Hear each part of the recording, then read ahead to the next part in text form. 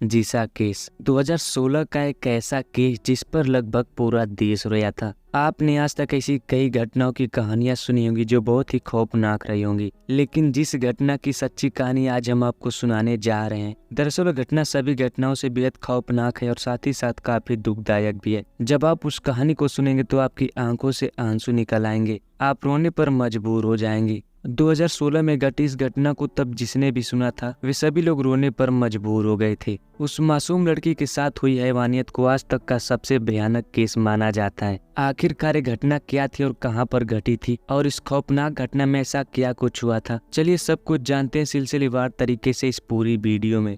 केरल के नारकुलम में एक 29 साल की लड़की रहती थी जिसका नाम था जीसा, जो अनुसूचित जाति की एक हिंदू लड़की थी। जीसा बहुत समझदार और सुशील लड़की थी। वह बिल्कुल सीधी सादी थी, सिर्फ अपने काम से काम रखती थी। वह हमेशा पढ़ाई में ही लगी रहती थी। अनुसूचित जाति का होने के कारण पास पड़ोस के सभी लोग उसके घर वालों से कोई मतलब नहीं रखते थे, उनसे कोई बात तक नहीं करता था।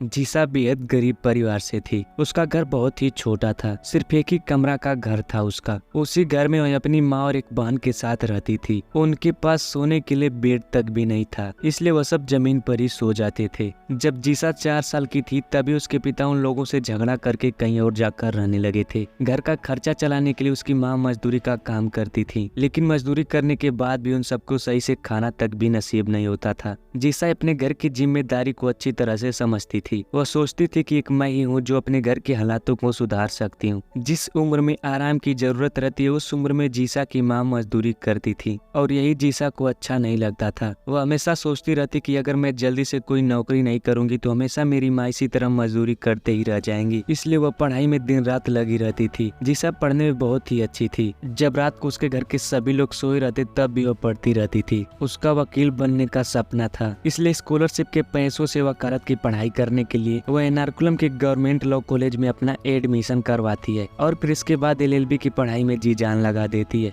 28 अप्रैल 2016 का दिन था। जीसा अपने घर में बैठकर पढ़ाई कर रही थी, तभी उसकी माँ उससे कहती है कि मैं काम पे जा रही हूँ, तुम अंदर से दरवाजा बंद करके पढ़ाई करो, और फिर इतना कहकर वह चली जाती हैं। उस दिन जीसा की बहन भी घर पर नहीं थी क्योंकि वह अभी अपने घर के हालातों को अच्छी तरह से समझती थी, तो इसलिए वह अभी किसी काम की तलाश में कहीं गई हुई थी।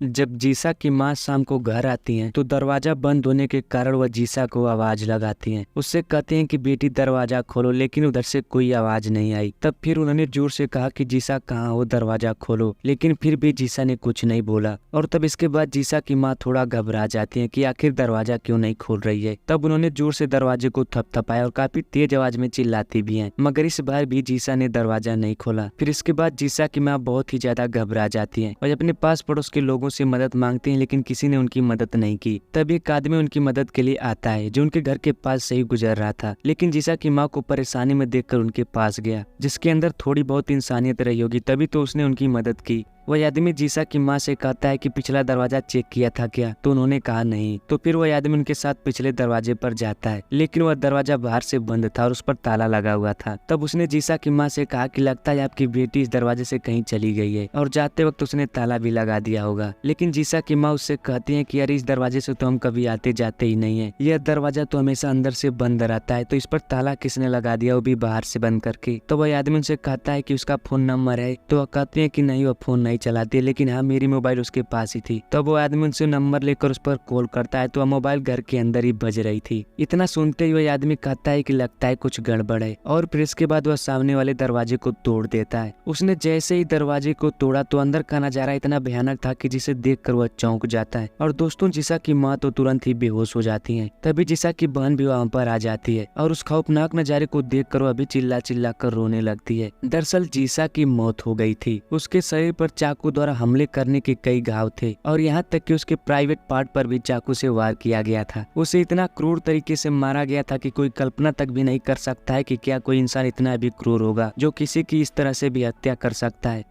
जीसा की लाश को देखकर यही लग रहा था कि किसी ने उसके साथ बलात्कार करने की कोशिश की है, लेकिन जब वह नहीं मानी होगी तो उसे मार दिया गया होगा। इसके बाद उस आदमी ने पुलिस को फोन करके सारी बात बताई, जिससे फौरन ही पुलिस वहां पर आ जाती है। जीसा की मां को तुरंत ही अस्पताल पहुंचाया जाता है क्योंकि वह बेहोश हो गई थी और काफी प्रयास करने के बाद भी होश में नहीं आ रही थी। अब सवाल यह था कि आखिर जीसा के साथ इतने भयानक कांड किया किसने, क्योंकि जिस तरह से जीसा को मारा गया था उसे देखकर ही सभी लोगों की रोंगटे खड़े हो गए थे। यह मामला इतना खौफनाक था कि कुछ ही देर में पूरे केरल राज्य में फैल चुका था और सभी न्यूज चैनल पर सिर्फ यही खबर दिखाई जा रही थी। उस समय केरल में विधानसभा चुनाव भी होने वाला था, तो इसलिए वहाँ के नेता लोग भी पुलिस पर दबाव बनाते हैं और इस वजह से पुलिस इस केस की जाँच के लिए दिन रात एक कर देती है। इस केस की जाँच के लिए SIT का गठन किया जाता है, क्योंकि यह मामला पूरी तरह से हाई प्रोफाइल हो चुका था। पुलिस जीसा की मां से पूछताछ करने की कोशिश करती है, लेकिन बेटी की मौत की वजह से वह अभी भी सदमे में थी और लगातार उनकी हालत बिगड़ती चली जा रही थी। जीसा की बहन भी सदमे में पड़ गई थी, लेकिन किसी तरह से पुलिस उससे पूछताछ करने के लिए मना लेती है। पुलिस उससे पूछती है कि क्या तुम्हारा कोई दुश्मन है जो यह सब कर सकता है, या तुम्हें किसी पर शक है तो उसका नाम बताओ। तो उसने रोते हुए कहा कि सर, सभी लोग हमारी जाति की वजह से हमको घृणा की नजरों से देखते हैं, हमसे कोई बात तक नहीं करता है। हमारे तो यहाँ सभी दुश्मन है, लेकिन मैं यह नहीं बता सकती हूँ कि कौन ऐसा कर सकता है। इसके बाद पुलिस जीसा के पड़ोसियों से भी पूछताछ करती है, तो वह लोग बताते हैं कि हाँ, उस दिन शाम को हमने चीखने चिल्लाने की आवाज सुनी थी, लेकिन हमें क्या पता कि उसका मर्डर हो रहा था, और फिर हमने यही सोचा था कि माँ बेटी आपस में लड़ रही होंगी।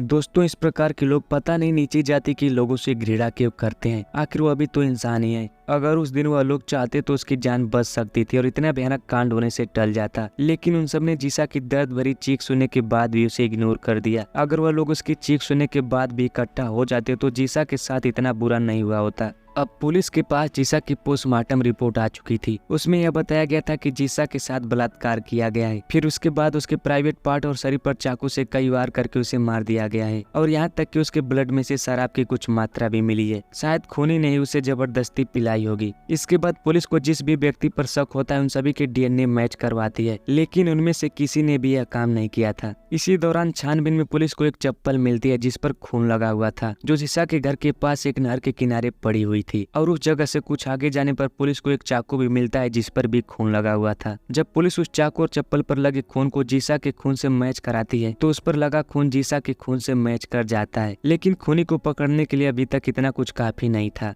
इधर जीसा को इंसाफ दिलाने के लिए लोग सड़कों पर उतर आए थे। जमकर हंगामा हो रहा था। सभी के मुंह पर सिर्फ एक ही बात चल रही थी कि जीसा के हत्यारे को जल्द से जल्द पकड़ा जाए, और मीडिया वाले भी लगातार यही खबर दिखाए जा रहे थे कि अभी भी जीसा का हत्यारा पकड़ा नहीं गया। इस दौरान जीसा की मां से मिलने के लिए बड़े बड़े फिल्मी सितारे भी आ जा रहे थे। यह मामला दिन पर दिन बढ़ता चला जा रहा था। तभी दोस्तों, इसी बीच पुलिस को एक बहुत ही बड़ा सुराग हाथ लग जाता है। दरअसल जीसा के घर से कुछ ही दूरी पर कोई कंस्ट्रक्शन का काम शुरू हुआ था। वहीं पर एक आदमी से जब पुलिस ने पूछताछ की तो उसने पुलिस को बहुत बड़ी जानकारी दी। उसने कहा कि सर, मेरा एक दोस्त है और वह मेरे साथ ही यहाँ पर मजदूरी का काम करता है, लेकिन जिस दिन से जीसा की हत्या हुई है उसी दिन से वह गायब है। फिर पुलिस उससे उसका नाम और पता पूछती है तो उसने कहा कि सर, उसका नाम है अमीर उल इस्लाम, वह मुस्लिम है और उसका घर असम के कांचीपुरम में पड़ता है। अब इतना सब कुछ जानने के बाद पुलिस तुरंत ही कांचीपुरम पहुंचकर उसे पकड़ लेती है। पहले तो अमीर ने कहा कि मैंने कुछ नहीं किया, लेकिन जब पुलिस का डंडा पड़ा तो उसने सब कुछ उगल दिया, और फिर इसके बाद जो कहानी उसने सुनाई उसे सुनकर सभी की आंखों में आंसू आ गए। उस दिन जब जीसा घर पर अकेली थी तो अमीर उसके घर पर जाकर दरवाजा खटखटाया, और फिर जैसे ही जीसा ने दरवाजा खोला और बोला तुम कौन हो, तभी घर के अंदर घुसकर उसके साथ जबरदस्ती करने लगा। लेकिन जब जीसा ने उसका विरोध किया तो उसने उस पर चाकू से हमला कर दिया, और फिर इसके बाद जीसा का बलात्कार किया। जीसा दर्द से चिल्ला रही थी और फिर कुछ देर बाद पीने के लिए उससे पानी मांगती है, लेकिन उसने पानी के बदले उसे शराब पिला दिया, और फिर उसके बाद उसके शरीर पर चाकू से कई वार किया जिससे उसकी मौत हो गई। फिर वह घर के पिछले दरवाजे से भाग गया और जाते वक्त उस पर ताला भी लगा दिया।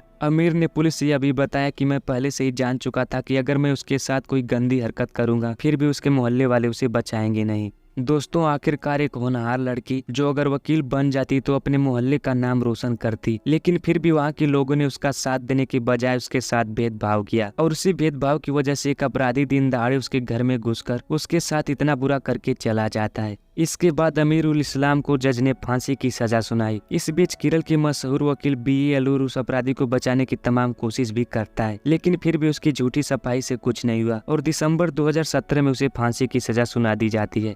इसके बाद सरकार द्वारा जीसा की मां को 7 लाख रुपए और जीसा की बहन को नौकरी भी दी जाती है, और सरकार ने उन्हें नया घर भी बनवा कर दिया। लोगों ने भी जीसा के नाम पर ढेर सारे पैसे इकट्ठे करके उन्हें दिया था, और लोगों का कहना था कि इन चीजों से उनका दुख तो दूर नहीं होगा लेकिन कुछ कम जरूर हो सकता है। तो आपको यह कहानी कैसी लगी हमें कमेंट बॉक्स में अपनी राय जरूर दीजिएगा। मिलते हैं जल्दी किसी और वीडियो में, तब तक के लिए सावधान रहें, सतर्क रहें।